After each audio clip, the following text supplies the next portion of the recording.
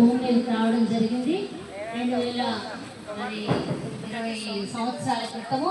మరి అంతేకాకుండా ఆయన రక్షకుడుగా ఈ లోకానికి వచ్చి సర్వమానవాళి కొరకు ఈ లోకానికి మానవుడిగా మనం ఎలాగైతే భూమి మీద జన్మించామో మరి రక్త మాంసాలు ధరించుకొని అలాగే యేసుక్రీస్తు ప్రభు అనే ఒక వ్యక్తి ఆయన ఈ లోకానికి నరుడిగా ధీరుడిగా ఈ లోకానికి రావడం జరిగింది.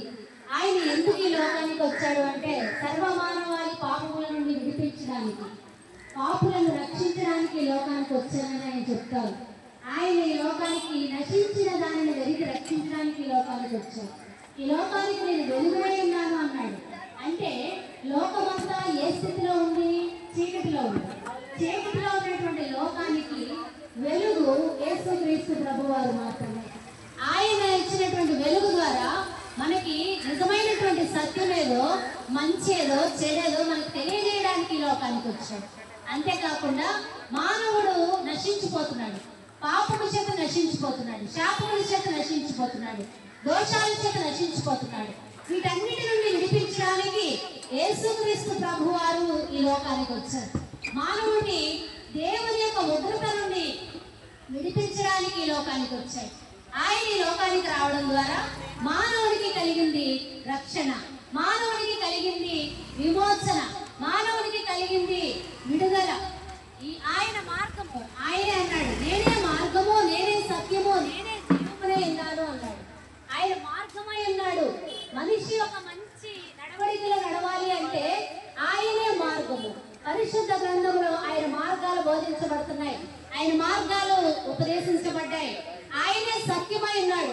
ఈ లోకంలో అనేకమైనటువంటి మాటలు మనం వింటా ఉంటాం, ఎన్నో అసత్యాలు ఉన్నాయి. కానీ ఆయన అన్నాడు, నేను కూడా సత్యమును అనలేదు, నేనే సత్యమును అయి ఉన్నానన్నాడు, నేనే జీవమునై ఉన్నానన్నాడు. ఆయన జీవమైన దేవుడు, ఆయనలో జీవం ఉంది. ఆయన మాట్లాడగలడు, ఆయన చూడగలడు, ఆయన నడవగలడు, ఆయన సమస్తమును చేయగలడు. సమస్తమును ఆయన లేకుండా కలగలేదు, ఆయన ద్వారానే సమస్తము కలిగే. ఈ యొక్క ఆకాశము, మనం చూస్తున్న భూమి, గాలి, నీరు, సమస్తము, ఈ ప్రకృతి సమస్తము ఆయన ద్వారానే కలిగే. ఆయన మానవుడి కొరకు సమస్తాన్ని సృష్టించాడు. మానవుడు సంతోషంగా ఉండాలని, సౌఖ్యముగా ఉండాలని, ప్రతి అవసరము తీర్చబడాలని ఆయనే గాలి, నీరు, నిప్పు సమస్తమును అనుగ్రహించుతున్నాడు. ఆయన ప్రేమామయుడు కాబట్టి బిడ్డల్ని ముందుగా సృష్టించలేదు కానీ, మానవుడు ముందుగా సృష్టించలేదు కానీ, మానవుడికి అవసరమైనటువంటి ప్రతి ఏమిని అనుగ్రహించి తరువాత మానవుడు సృష్టించాడు. చూడండి, పిల్లలు ఉన్న వాళ్ళ ఇంట్లో తెలుస్తుంది. పిల్లలు స్కూల్కి రెడీ అవ్వాలంటే ముందుగా పిల్లల్ని రెడీ చేయరు, ముందుగా వారికి కావాల్సినవన్నీ రెడీ చేస్తారు. వారికి కావాల్సినటువంటి స్నాక్స్, వారికి కావాల్సిన వాటర్ బాటిల్, వారికి కావాల్సిన బ్యాగ్, వారికి కావాల్సిన ఇవన్నీ రెడీ చేసి అప్పుడు బిడ్డలు రెడీ చేస్తారు. అలాగే దేవుడు కూడా అదే ప్రేమతో మనందరినీ కూడా ప్రేమిస్తాడు. ఆయన ప్రేమించి ఎంతగా మనల్ని ప్రేమించాడు అంటే ఆయన రక్తాన్ని కార్చినంతగా మనల్ని ప్రేమించాడు, ఆయన శరీరాన్ని ధారపోసినంతగా మనల్ని ప్రేమించాడు. ఆయన త్యాగము మనకు ఎంతో అవసరం. ఆయన కార్చిన రక్తము, ఆయన చేసినటువంటి శిలువ యాగము మన జీవితాన్ని ఎంతగానో మార్చుతుంది. ఆయన ద్వారానే మనం మోక్షానికి చేరగలము.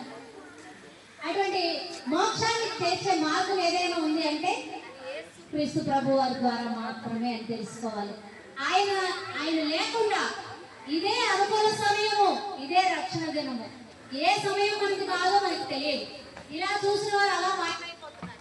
కానీ రెప్పపాటులోనే మనం ఏమవుతామో మనకు తెలియదు. మన యొక్క స్థితిగతులు మన చేతుల్లో లేవు, వాతావరణం ప్రతికూలతలు మన చేతుల్లో లేవు. మనం ఏ క్షణాన్ని ఉంటామో ఏ క్షణాన్ని ఉండమో మనకు తెలియదు. ప్రతిదీ కూడా దేవుని చేతిలో ఉంది అన్న సంగతి మనందరం తెలుసుకోవాలి. ఆయనను తెలుసుకోకుండా ఈ లోకంలో జీవిస్తే, ఆయన లేకుండా ఈ లోకంలో జీవిస్తే మనకు మిగిలింది అశాంతి, దుఃఖమే. ఆయన ద్వారా మరి పరలోక రాజ్యము సృష్టించబడింది. ఆయన మన కొరకే పరలోకాన్ని సృష్టించాడు. ఈ లోకంలో ఈ యొక్క భూమి మీద మనకి మరి నిలువరమైన స్థలం లేదు. ఇది శాశ్వతమైనవి కాదు. మనం కట్టుకునే ఇల్లు కానీ, మనం కట్టుకునే ప్యాలెస్లు కానీ, మనం కట్టుకునే ఏదైనా సరే అది శాశ్వతమైనది కాదు. ఈ లోకంలో ఒక గృహం సంపాదించాలంటేనే చాలా ప్రయాసలు పడాలి. అలాంటిది మరి పరలోకంలో ఒక స్థానం సంపాదించాలి అంటే ఈ లోకంలో నిజ దేవుని తెలుసుకోవాలి. ఆయనే రక్షణ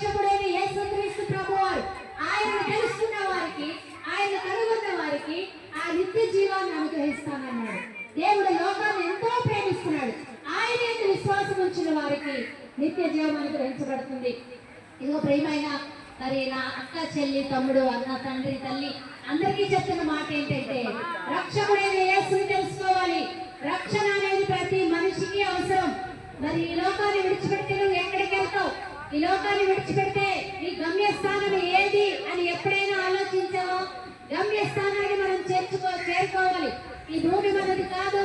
మరి ఎక్కడికి వెళ్తున్నాడు? చనిపోయిన ప్రతి వ్యక్తి అన్న సత్యాన్ని తేరగాలి. చనిపోయిన ప్రతి వ్యక్తికి రెండు స్థలాలు ఉన్నాయి. ఒకటి పరలోకం, రెండు నరకం. ఈ లోకంలో సృష్టికర్త, నీకు సృష్టించిన వాడు, నీ పాపాల కొరకు ప్రాణం పెట్టిన వాడు ఆయన యేసుక్రీస్తును తెలుసుకుంటే నిత్య జీవానికి వెళ్తావు. ఆయన ఎరగకుండానే మరణిస్తే నిత్య నరకాగ్ని ఉండముంది. ఆ స్థలానికి వెళ్ళకూడదనే యేసుక్రీస్తు ప్రభు వారు ప్రాణం పెట్టారు. ఆయన ప్రాణం పెట్టాల్సినంత అవసరం ఎందుకు వచ్చింది అంటే, మానవుడు అంత మరి అధమ స్థితిలో ఉన్నాడు, అంత ఘోరమైన స్థితిలో ఉన్నాడు కాబట్టి ఆయన ప్రాణం ఇచ్చి మానవునికి పాప పరిహారం చేశాడు. మనం ఈ లోకంలో మనం ఏ బలులు చెల్లించవలసిన నైవేద్యాలు కాదు, బలులు కాదు, అర్పణలు కాదు. ఆయనే అర్పణైపోయాడు, ఆయనే బలి అయిపోయాడు, ఆయనే ఈ లోకానికి త్యాగం అయిపోయాడు. ఎందుకంటే మనకు కేవలం మన కొరికి మనల్ని ప్రేమించాడు, మనల్ని ప్రేమిస్తూనే ఉన్నాడు. ఆయన ప్రేమిస్తున్నాడు కాబట్టి మన కొరకు తండ్రి యొక్క విజ్ఞాపన చేస్తూ ఉన్నాడు. ఈ లోకంలో కన్ను మూసుకొనిచ్చిన తర్వాత మన గమ్యస్థానం ఏంటో మనకు తెలుసుకోవాలి. సమయం ఉండగానే, ఇదే అనుకునే సమయం ఉండగానే యేసును తెలుసుకో, నీ జీవితాన్ని మార్చుకో, శాంతిని పొందుకో. ఆయన మీద నీ భారం వేయు. ఆయన నీ జీవితాన్ని ఉద్ధరిస్తాడు, ఆయన నీ జీవితాన్ని బాగు చేస్తాడు. నీ జీవితంలో శాంతిని, నెమ్మదిని, సంతోషాన్ని సమస్తము ఆయన దగ్గర ఉన్నాయండి. గుండె చెదరడం ఆయన బాగు చేస్తానన్న దేవుడు, ముదులు వచ్చే వరకు నేను ఎత్తుకుంటానన్న దేవుడు, యుగ సమాప్తి వరకు నేను మీతో కూడా ఉంటానన్న దేవుడు. ఈ లోకంలో ఏ బంధమైనా సరే కొద్ది కాలమే ఉంటుంది, కొద్ది రోజులే ఉంటుంది. మనము కాటికి వెళ్ళే వరకే మన బంధాలన్నీ అక్కడ నుంచి అక్కడికి తెగిపోతాయి. అయితే నిజమైన బంధము యేసు బంధము, యేసు స్నేహ బంధము. ఆ స్నేహ బంధముతో ముడిపడాలని ప్రభు ఆశిస్తున్నాడు. ఆ స్నేహ బంధమే మనం నిత్య నరకాగ్ని గుండా మనకు తప్పిస్తుంది అనే సత్యాన్ని ప్రతి ఒక్కరు ఎరగాలని నా మాటలు ముగిస్తూ ఉన్నాను. దయచేసి ప్రతి ఒక్కరు కూడా యేసే నిజమైన దేవుడు అని తెలుసుకోవాలని, ఆయన రాజ్యాన్ని పొందుకోవాలని బ్రతిమలాడుకుంటూ మాటలు ముగిస్తూ ఉన్నాను. థ్యాంక్ యూ అండి.